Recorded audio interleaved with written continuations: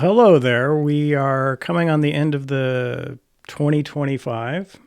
Yes, And it is so 2025. We Yes. thought we would maybe look back on all the movies we reviewed this year and pick a couple that we thought were awesome. And then at the end of the video, we're going to pick one or two that we think were terrible. Lots of terrible ones. I don't know about The that. horror movie genre is awash with crappy movies. But Gene, what is your first pick for good movie you saw this year? All right, I don't know if this was your idea or is my idea, but this movie kind of exists in both worlds. On one hand, it's garbage. And then on the other hand, it's just brilliant. And it's brilliant, and it's a horror comedy, and you just watch it, and some scenes are just, what am I watching? And you're thinking, did they really just do that? And it's so funny. Oh my gosh, I have to say, Reanimator. It's got to be. If you're a horror movie fan and you haven't watched Reanimator, you've got to watch it. It's just like, there are no boundaries. It just does whatever the heck they feel like. Yeah. It's just great. Reanimator. I don't know. You want me to talk about it a little bit? Yeah. I mean, I think most of our viewers, I'm sure, have seen Reanimator because it is a revered classic. Of course, Jeffrey Combs is in it as Dr. Herbert West, Reanimator. Yes. And you got to talk about the woman. I forget her name. Barbara Crampton. Yeah, she's like, I looked her up and she went on to star in like almost every single daytime TV show that you could possibly think of. She was in it. And I mean, not in it for like a couple episodes. No, we're talking like 188 episodes. Yeah. I wrote them down. Days of Our Lives, Guiding Light, Bold and Beautiful, Young and the Restless. She's in all, whatever. Just a nice aside. But this movie is just like Reanimator. It's like animating something that used to be dead. Mm-hmm. So it's a kind of a Frankenstein, Pinocchio kind of movie, and it has lots of themes. Interesting theme of like maybe homosexuality, gets into some deep stuff like the creation of life without a woman, and it seems like there's also this thing going on between this guy Herbert and Dean. It's like they meet and there's almost like a jealousy going on, and then there's this older doctor who ends up dying. And he ends up losing his head, I'll just say. And then he gets reanimated. And it's just like, it seems like at the beginning. No, I mean, I think that this movie's crazy from the get-go. Because there's this, I'll get back to what I was talking about. But there's a scene involving a cat. It turns out one of the Herbert West, this crazy scientist. And he goes into Dean's. He needs to set up his lab. So he goes to Dean and says, hey, I need a place to stay. So he sets up his lab in his basement, which is just crazy, You think of like Dr. Frankenstein, and he's got this huge lab and this great big building. No, he sets up his lab in a basement. And there's a cat. Well, he kills the cat, and then he reanimates it. And then the cat attacks the owner, and then they kill the cat, and then he reanimates the thing with his glowing look. It's just great. It's just great. And then the older doctor who has this thing for, I forget if it's Herbert's girlfriend or is it Dan's girlfriend, Megan. Yeah, she's quite attractive. And so this older doctor has this thing for her. And anyway, he ends up dead. And I think Herbert kills him, and then he cuts his head off, and then he reanimates him. But the doctor's love for Dan's girlfriend Megan continues, even though he's dead. And there's this. Oh my gosh! So was it? I think Herbert's holding the doctor's head, and the dismembered head gives oral sex to an absolutely naked Megan laying on this. Well, right. Well, his head was controlling the rest of his body, remember? And so that's the body comes over, picks his head up. That's right. His body's here, no head, and he's holding. And it sounds totally gruesome, right, and awful, but no, it's totally funny. Just the way they did it, and the cheesy practical effects, and then there are this racial stereotypes. There's again no boundaries. There's this one security guard, this black dude.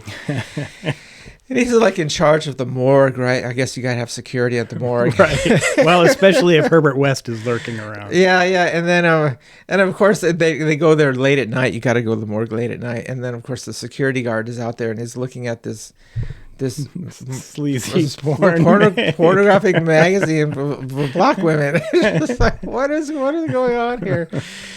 Oh my gosh. And then all corpses are reanimated, but they're all like guys and they're all running around naked, and there's this big huge fight scene at the end. Oh, it's just great. Great. Nope. I'm actually very surprised, Gene, that you have that on your best of the year that we reviewed, and I'm overjoyed that you do. That is a great movie. It's a great movie. Yeah. It's a storyline.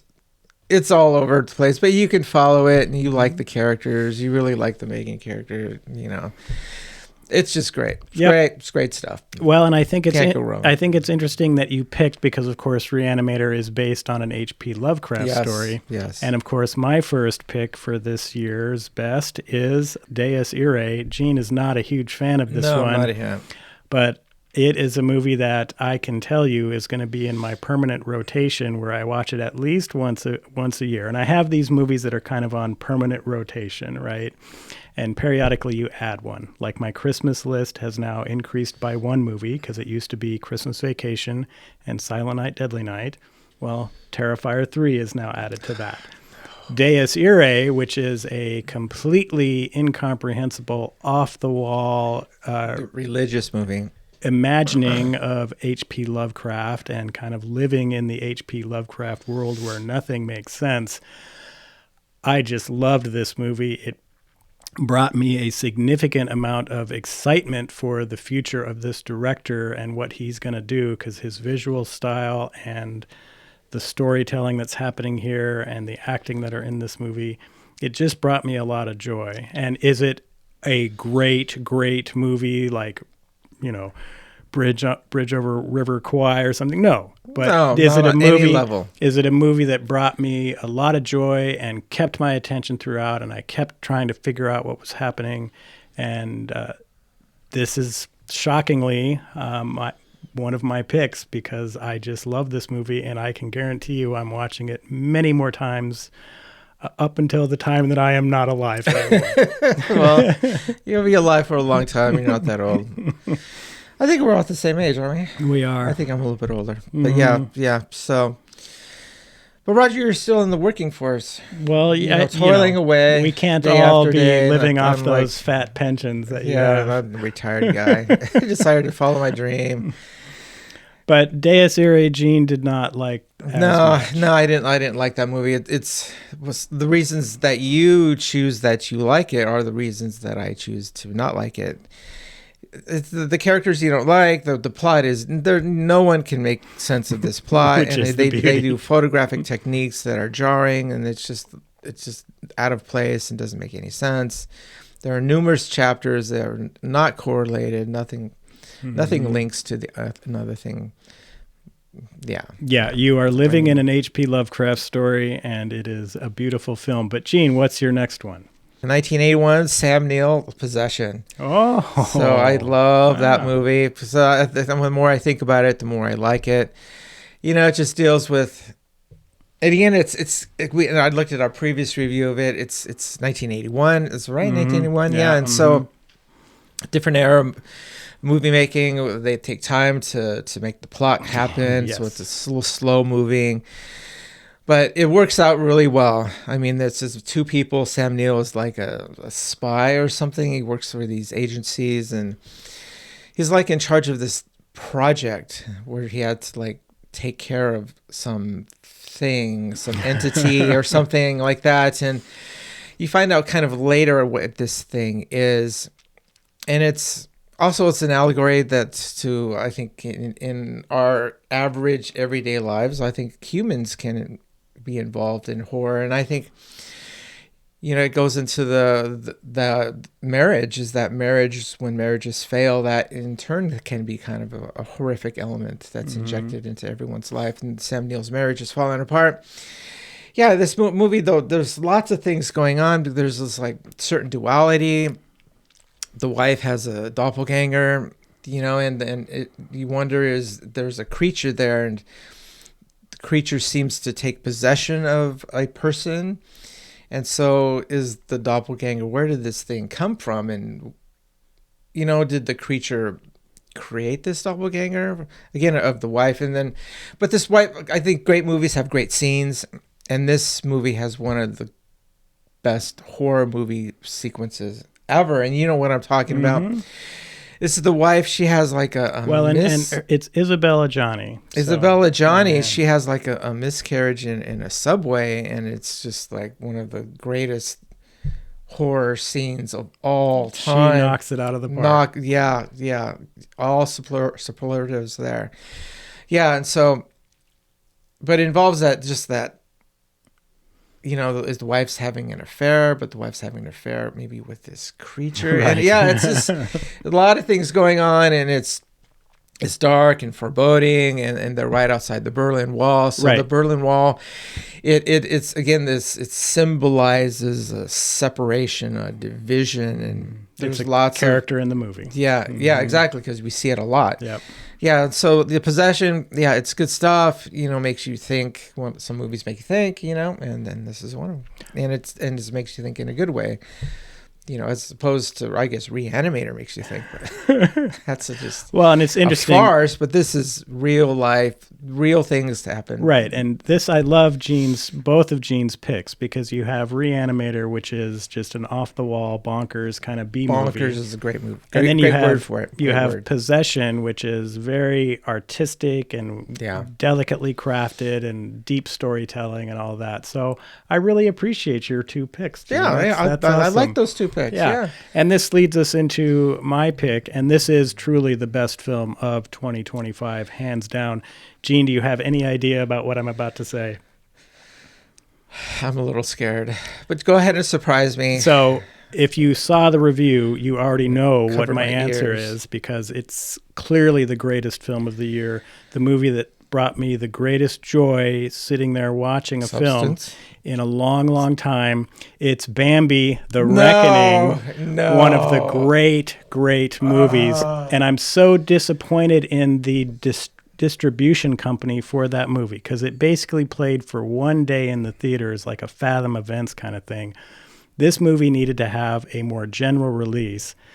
Far too few people have seen this movie. And I just love this movie on a level that I rarely love movies, because it subverted what I was expecting to happen. And I talked about it in the review, Gene, where there's a sequence where evil Bambi chases these people into this house, and you just assume it's going to turn up to be like they're trapped in the house and they're boarding up the windows, and the rest of the movie is them trying to fend off Bambi. And no, Bambi just comes blasting through that house and just starts killing people, and they're fleeing and all this. And I just think I have not had this much fun with a movie in a long, long time. Yeah, the Bambi it's not animated, it's live action. And Bambi's like decomposed, like there's this chemical element, like an ooze. You like the Teenage Mutant Ninja Turtles like that, but they're not. Bambi's not cool. Well, and then Thumper shows up, he's killing people, and I just loved every minute of this film. My deluxe 4K box set is being shipped from Australia, which is the special edition thing really, that they as did. We speak. It's in U.S. Customs right now, waiting to pass.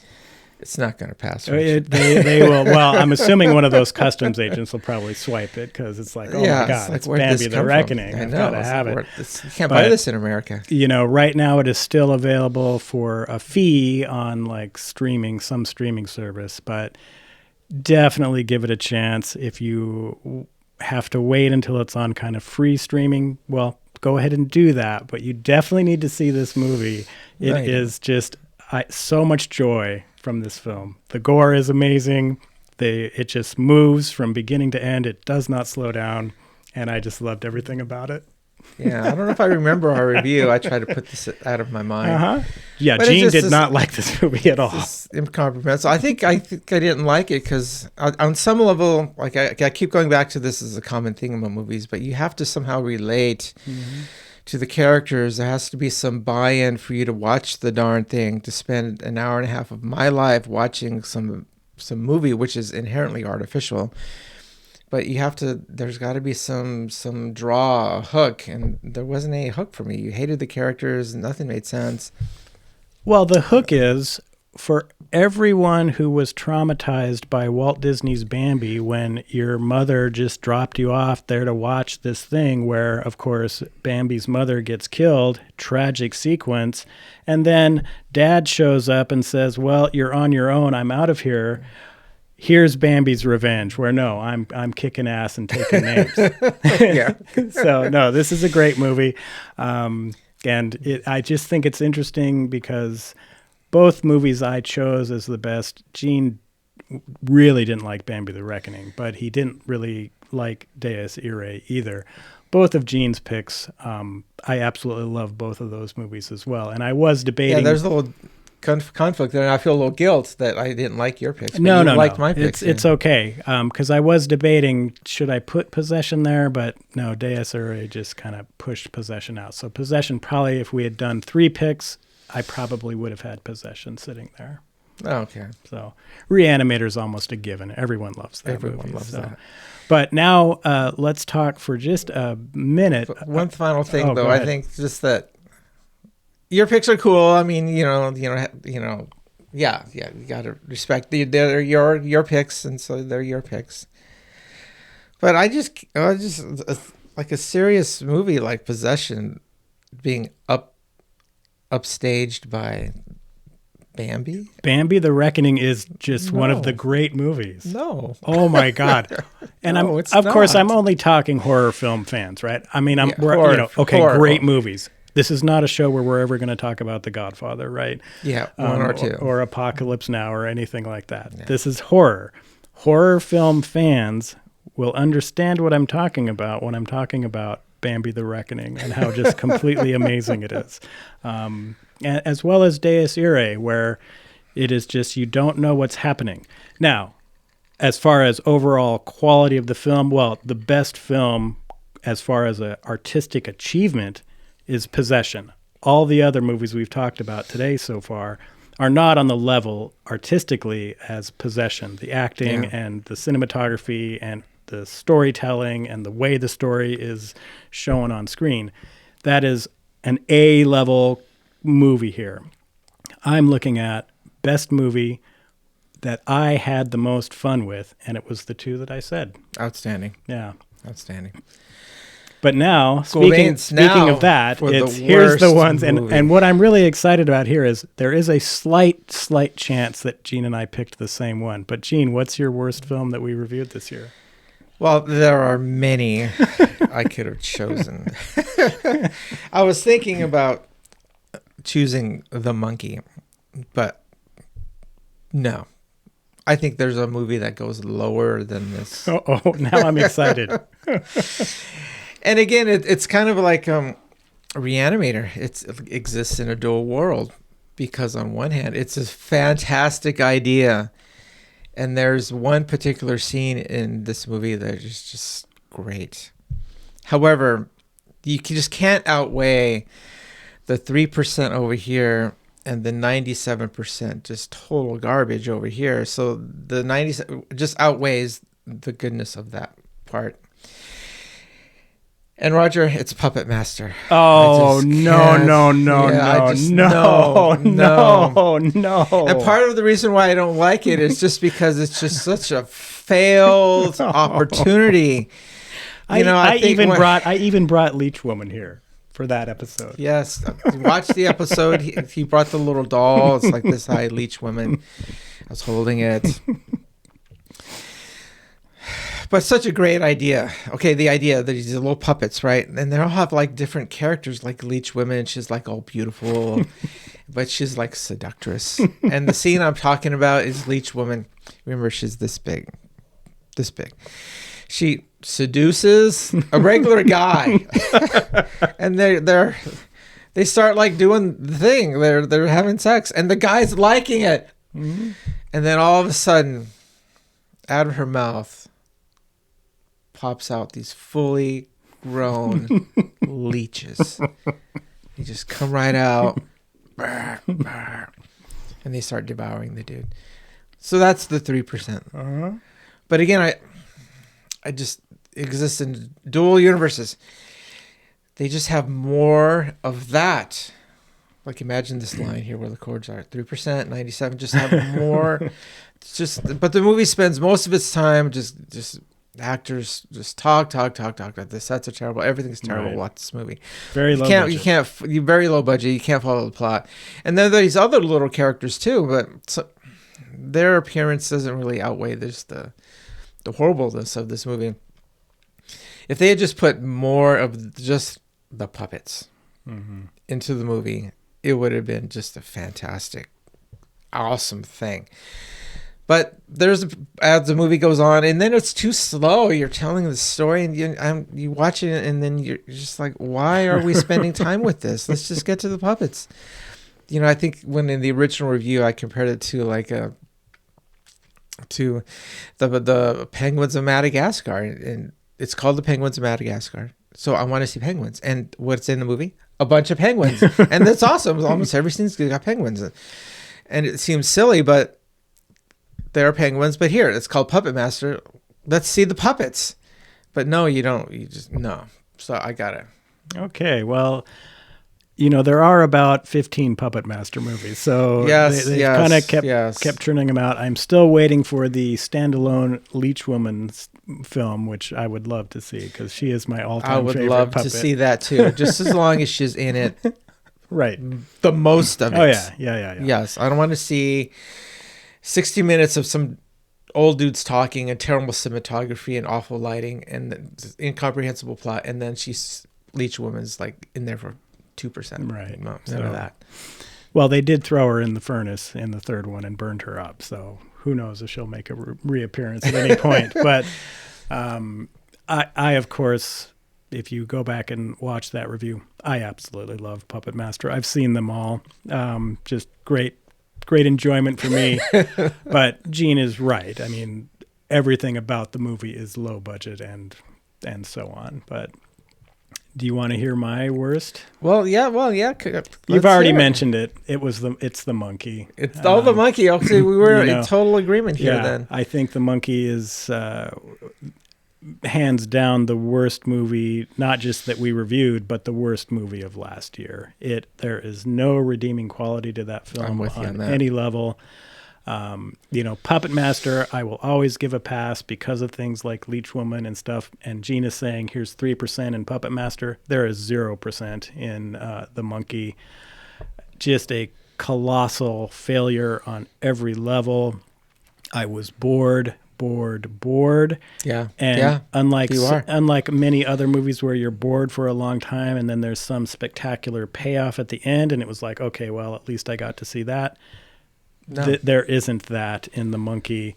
The one shining moment of potential awesomeness is right at the beginning when Adam Scott, who's just awesome. Yeah, it's Severance. Shows up. Severance guy. Shows up, and then he's done with the movie in a minute, and then the rest of it's just garbage. And then that guy, he has this great scene where he has a flamethrower, yeah, and he burns up the monkey with a flamethrower. Yeah.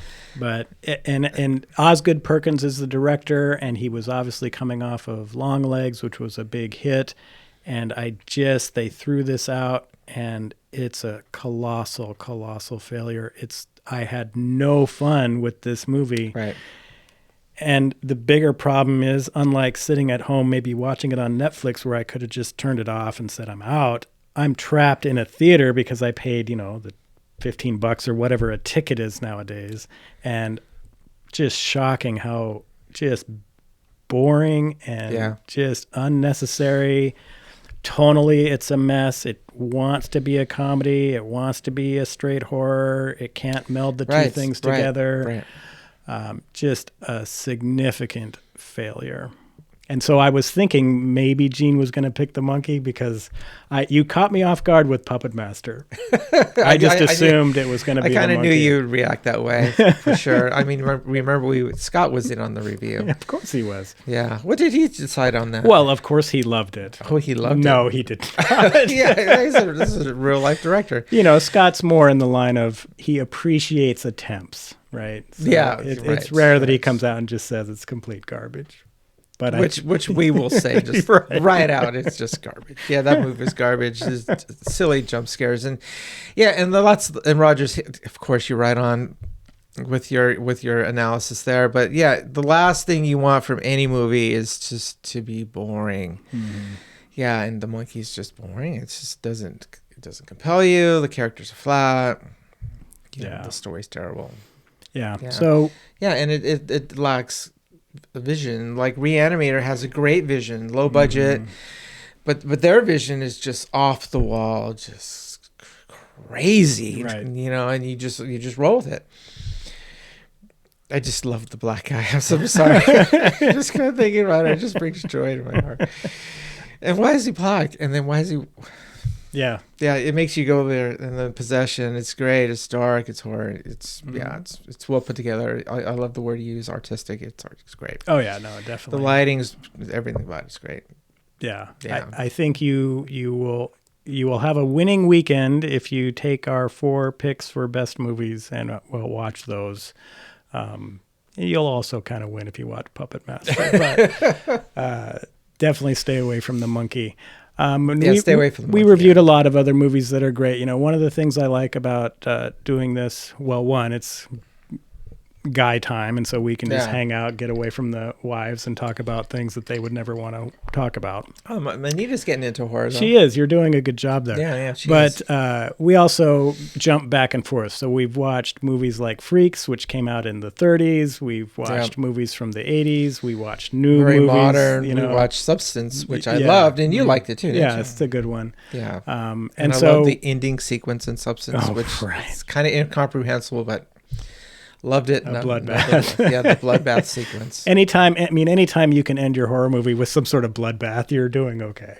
Yeah, I almost said that one, but I don't know if we saw it this year. I was wondering, was it the year before? No, it would have been the year before. Yeah, before. we held ourselves to just movies we reviewed this year. So if you're scoring at home, it's episode 113 to the most current. Yeah, I almost said that one because that movie has the reason why I like Possession is that like the whole divorce can be horrific.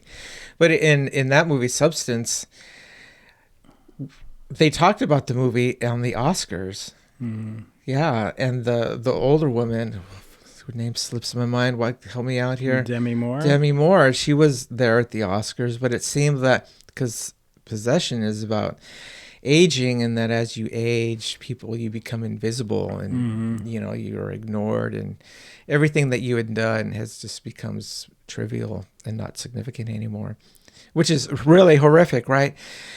But then the same exact thing happened to her at the Oscars in real life, in real time. She got totally passed over for the younger version of herself, who seemed to get all the attention. And it's like Possession was living out in real life, right in front of us. That's how it rolls. That's how it rolls.